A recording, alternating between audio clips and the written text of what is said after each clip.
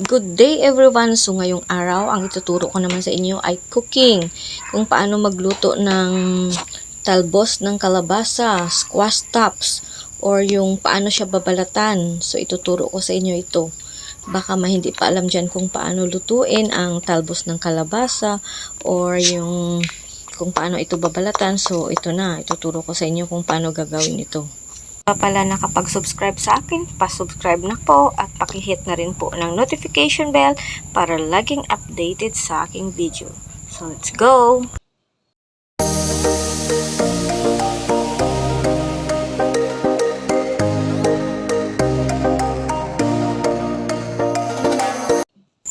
So, ganito lang yung gagawin guys. So, yung kita nyo yung mga mabalahibo, kailangan natin tanggalin yan. Balatan natin yan para kasi pag kinain natin yan, magaspang yan. So, kailangan natin tanggalin yung mga mabalahibo niya.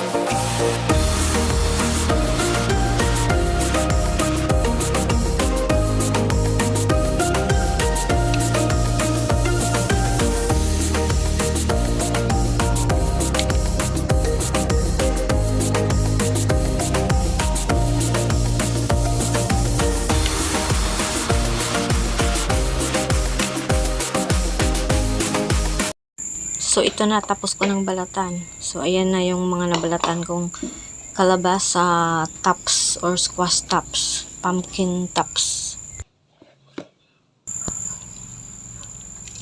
So, ayan, nilagyan ko siya ng asin at saka kinumo sa asin para wag siyang, pag kinain mo siya, walang magaspang na kakainin. Para matanggal yung mga gaspang-gaspang niya. So, ayan, nilagyan ko ng asin at piniga-piga. So, ihalo ko sa kalabasa yung banana heart, yung puso ng saging.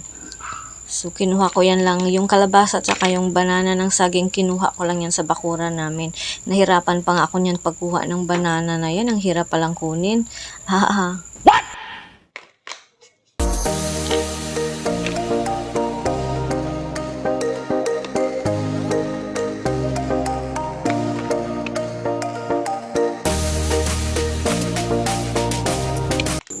So anyway, ang gagawin ko pala ay sinigang na hinaluan ko ng banana heart at saka yung talbos ng kalabasa. So ayan, ready for cooking na, kaya lutuin na natin siya. Una nating ilagay yung puso ng saging kasi matigas to.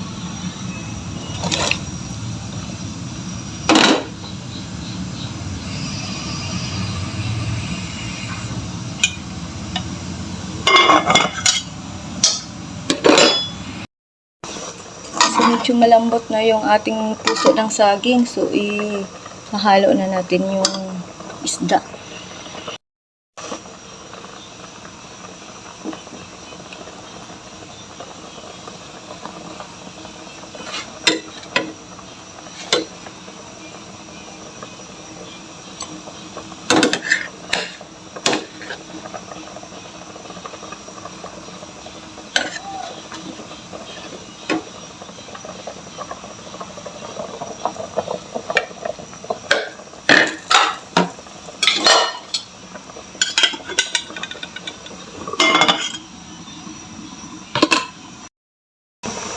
Sunod na natin ang talbos ng kalabasa.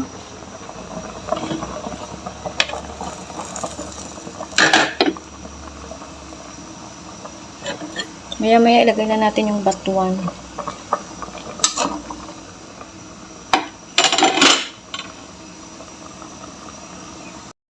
Uli natin ilagay yung batuan para wag tumigas yung mga ibang sangkap. So, ayan, luto na. Ready for serving. So, ayan, thank you for watching. And Jesus Christ bless us all.